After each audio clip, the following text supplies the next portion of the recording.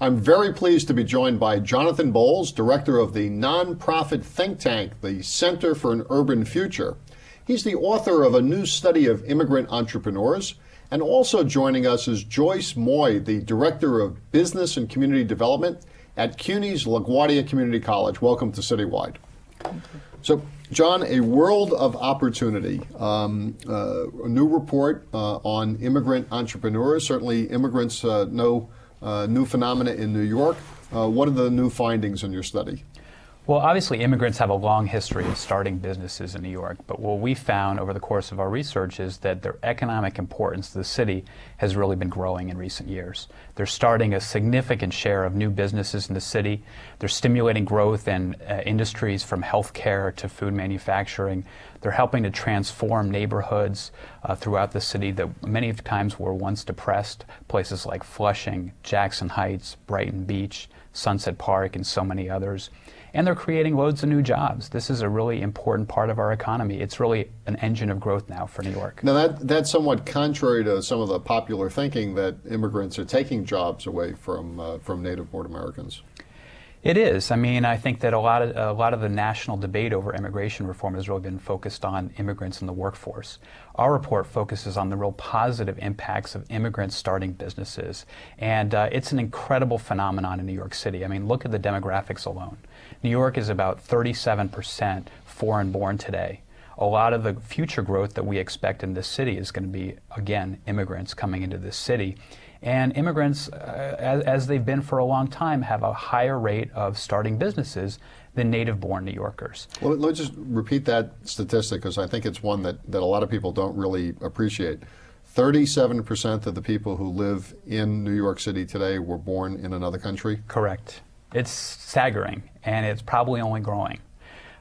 This is so important because right now the number of foreign-born that are self-employed is about 50%. So about 50% of all of the self-employed people in New York City are foreign-born.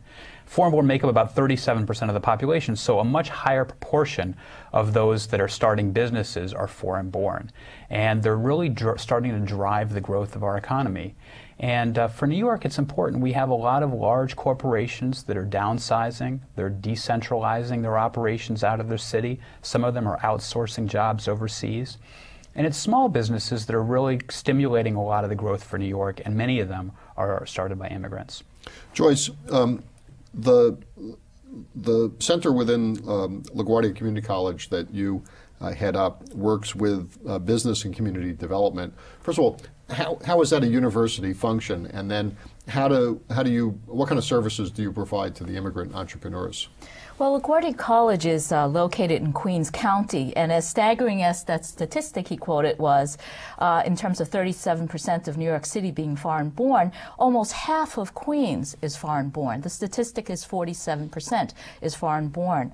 LaGuardia is located in this very diverse borough, and as such, our student body reflects that diversity, and so do the services, which is part of what a community college does. I mean, we've really put community college, the word community, back into community college. And the services we provide include a very robust economic development program. And within that programming is the Small Business Development Center, which I founded at the college. We work with entrepreneurs, and the entrepreneurs can be the startups, people with just a thought in their mind, to businesses that have been in existence for 3 generations.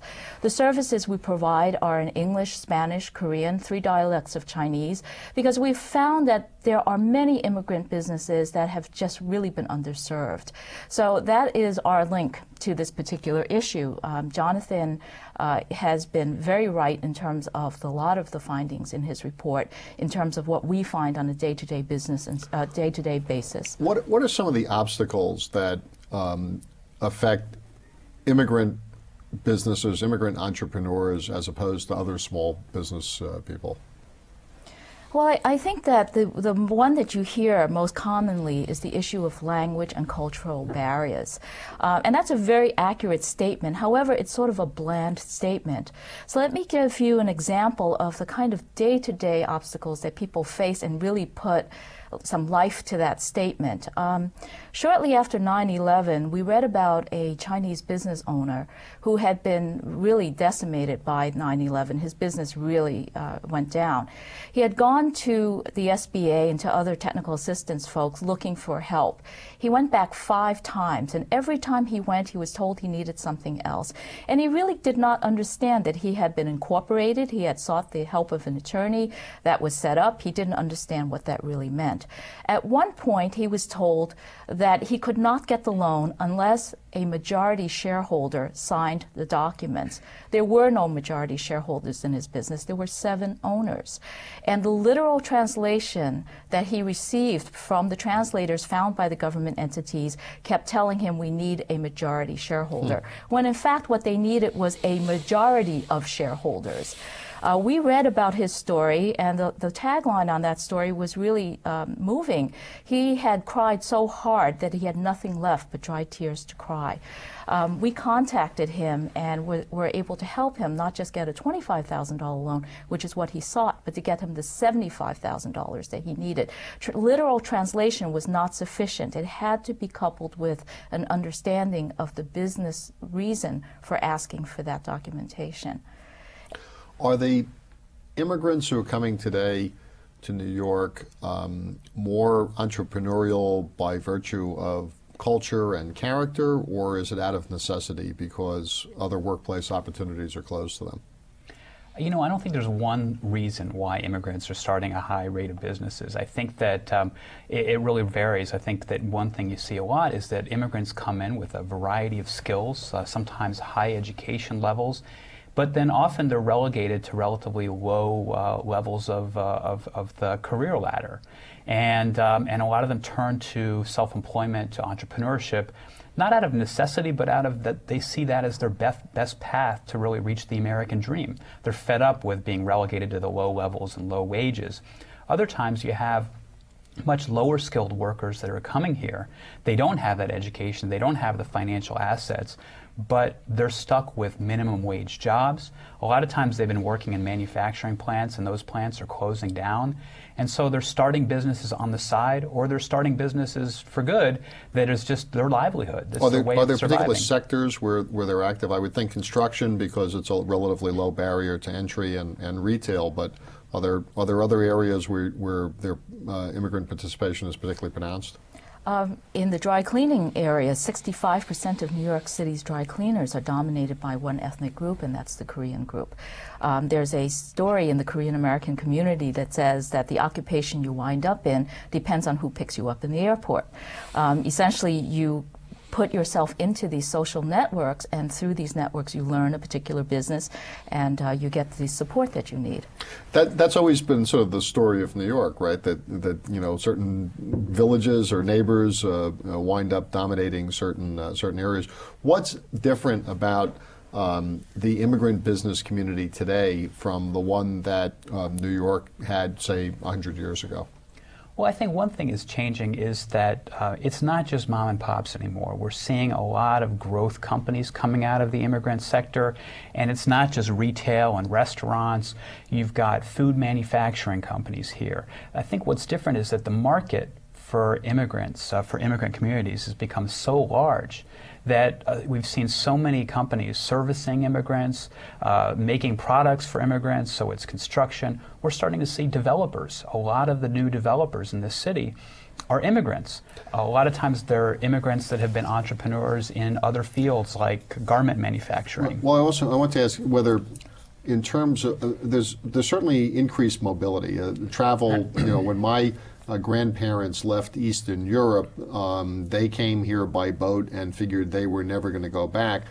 Today, an immigrant can go to the airport and be home within a few hours. Are the entrepreneurs who are coming here more affluent than they were 100 years ago, or are they business people and professionals who are choosing New York as a destination as opposed to people who are just sort of giving up on whatever labor opportunities they might have had in their native countries?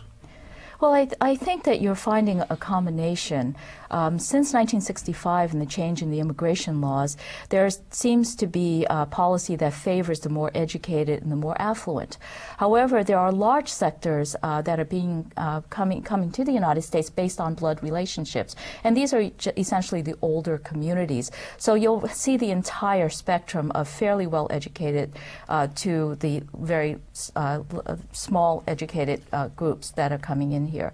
But I think one of the key issues is that these small businesses are also connected to their homeland. Mm-hmm. And in many ways, they bring opportunities to the United States from their countries. For example, in the Colombian American communities, you'll find many small stores that sell garments, undergarments, for example, that are imported from Colombia because their cousin or someone back home produces these products. But it also means that some portion of the wealth that they're creating is going to those countries as well. I know a Dominican restaurant owner in New York. He also has a coffee import business for land that he owns in the Dominican Republic, but a lot of the money that he uses is going back to support the village where his family came from. But it works both ways. You know, he occupies real estate here in New York. He pays real estate taxes either directly or indirectly.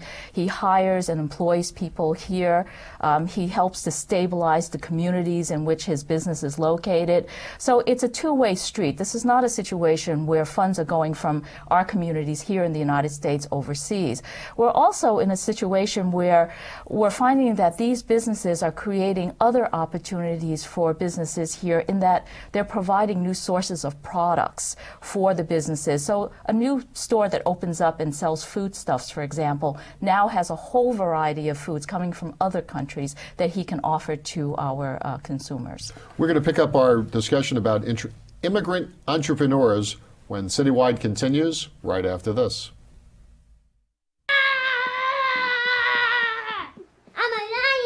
Yes, you are. Come here. Let's see how this looks. Hey, how's my little horse? She's a lion. Yes, she is. You don't have to be perfect to be a perfect parent. When you adopt a child from foster care, just being there makes all the difference. Welcome back to CityWide. We're speaking about the impact of immigrant entrepreneurs in New York City with Jonathan Bowles, director of the Center for an Urban Future, and Joyce Moy of LaGuardia Community College.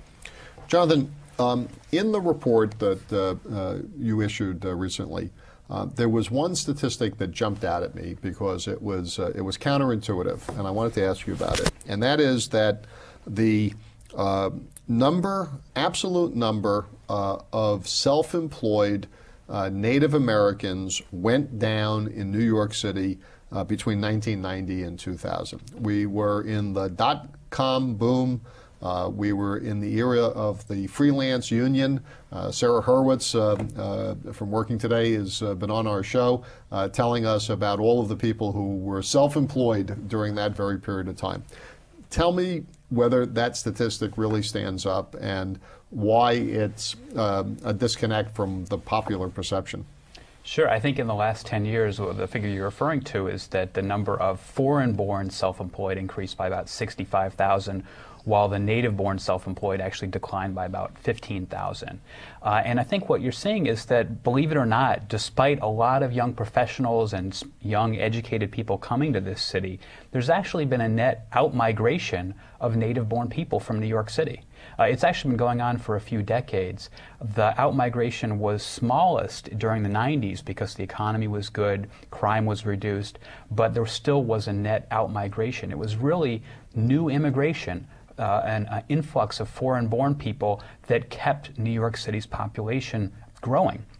It's why so many other cities on the East Coast, like Philadelphia and Boston, actually experienced a decline in their populations. Baltimore, Pittsburgh, Detroit. Immigration has really saved the day for New York as far as letting our population and our economy continue to grow. So do you think that the non-immigrant population of New York has internalized how large the immigrant population is and how much a part of the economy it's become? I think it's slowly starting to realize what's in their own backyard, and this, I think, can be clearly illustrated by the word emerging. I often hear people talking about the emerging businesses, the emerging business community, and it's been here 40 years. Since the changes in immigration in '65, it took probably 5 years for that pipeline to get going, and from that time on, there's been a tremendous growth in the business community, and for some reason, the city and the business community is just catching on. And reports like Jonathan's really help in terms of bringing out the issues that are faced by these folks, and the statistics themselves are really quite impressive. Political turmoil, I think, drives immigration to some extent. We saw waves of Jews from the former Soviet Union when they were able to emigrate. I can recall property values in Chinatown shooting up when Hong Kong was going to come under mainland rule as opposed to the British rule. Where are the big pockets coming from now? Where's the flow of, what are the new groups that we're going to see emerging on the streets of the city over the next few years? Well, Mexicans have been a big growth area just in the last 5 to 10 years, but it's really every part of the globe. Chinese continue to come in large numbers to this city. Russians have been a fast-growing part of the city's population in the last decade or so. We've seen a real large number from the Dominican Republic, from Guyana. There's really no part of the globe that I think that we haven't seen an increase recently. Is the weak dollar a factor in this also? People willing to come to the United States as opposed to migrating to other places? I think that's part of it, but I think a lot of it's just history of the U.S. still being the one place that's kind of a beacon of opportunity, and a place where they can have and reach the American dream. And a lot of times people are coming because their family's here already. You know, it's a lot of continuation. I think we're just seeing it in larger numbers these days. I mean, we're finding that people come here for lots of reasons, but economic opportunities clearly is one of the major forms of attraction to the United States. You're finding that with the huge economy growing in China and the opportunities there, that this process still hasn't slowed down. We are finding a lot of people going back to China because they're able to exploit the opportunities that are available there, but they're still connected to the United States. I think overall, this transnationalism, this ability to go back and forth and to connect countries and opportunities bodes well for the United States. Ken, if I may, I'd like to go back to your last question also because, you know, I think you asked about whether the city, whether the business community is really catching on. I think it's impossible not to catch on. I think you go to a place like Washington Heights or Chinatown in Manhattan or Jackson Heights, I think, you know, when I have visitors, my family or friends from out of town, I'll take them to a dinner in Jackson Heights or Flushing. You know, it's really what's unique about New York. But I think that from a larger economic development perspective, I don't think that city officials, that the business community have caught on. I think in one of our findings from the report is that New York City, the Bloomberg administration, has done some really impressive things with regard to economic development, but they haven't yet really integrated immigrant entrepreneurs into their overall economic strategy. Well, give a for instance of something that they could be doing. Well, I think it's a lot of small things that they could be doing. The Department of Small Business Services already provides a lot of seminars and business assistance services geared to the small business community, but I think a lot of those programs just aren't reaching into immigrant communities. Also, a lot of the nonprofits, the chambers of commerce, the local development corporations, I think because of the language barrier and other things that we talked about, a lot of them are not connecting in with immigrant communities. But beyond those specific things, I think it has to start with a realization that this is not just a few small businesses, that this is a major economic engine for the city, and that given continued demographic trends that will likely happen in the next 10 years or so, this is going to be a force going forward that the city's got to get their arms around. Is there a resistance among immigrants, many of whom may have come here from countries that had less progressive political climates? Is there reluctance on their part to engage with government, to open up their books, to make commitments, to have to deal with bureaucracies? Would they just prefer to shy away from that? I think that there are some segments of the business community that have those kinds of feelings based on previous experiences. However, I think the key here is trust. I think it's important that the resources be put into the community groups that are providing frontline assistance, who have people that come out of the communities that are represented in these businesses, who can work with them, understanding the American system and understanding the obstacles that they face from a cultural and language perspective. And I think these on-the-ground organizations are not getting sufficient resources. I think trust really is so important, and I think that you're right that a lot of immigrants from all parts of the globe really are reluctant to go into government offices. There's a certain stigma, a certain intimidation, I think, about government. I think some groups that come in have no history of dealing with the banking institutions, and so they're intimidated about actually going into banks also. I have some friends who were in the Peace Corps, and they said one of the first things they learned was don't trust anybody in the village that speaks English. And I think that there are also some situations where they can be victims of people from their own community who speak English better than they do, who say, oh, I can get you this application form, but it's going to cost you 15 or 20 bucks, and maybe that's what it would have cost wherever they originally came from, but not knowing that they don't have to do that here. You know, it's really true, but I think that one of the things that we get to in this report is that it's not easy for the government or for these business organizations to reach out and to actually deliver business services to immigrants. I think that you've got to really tailor your services, your assistance, given the intricate nature of the things we're talking about, the language barriers, the trust issues. And we'll have to wrap up in a minute. I want to ask you one question, though. Groups that were here before, tensions and competition for those kinds of resources. Sometimes you'll hear, and not to play into the stereotypes, but people from the Southern Black community who are in conflict with the Caribbean community, or the Puerto Rican community in conflict with the Dominican community, about where the government should put its efforts. Any thoughts on that?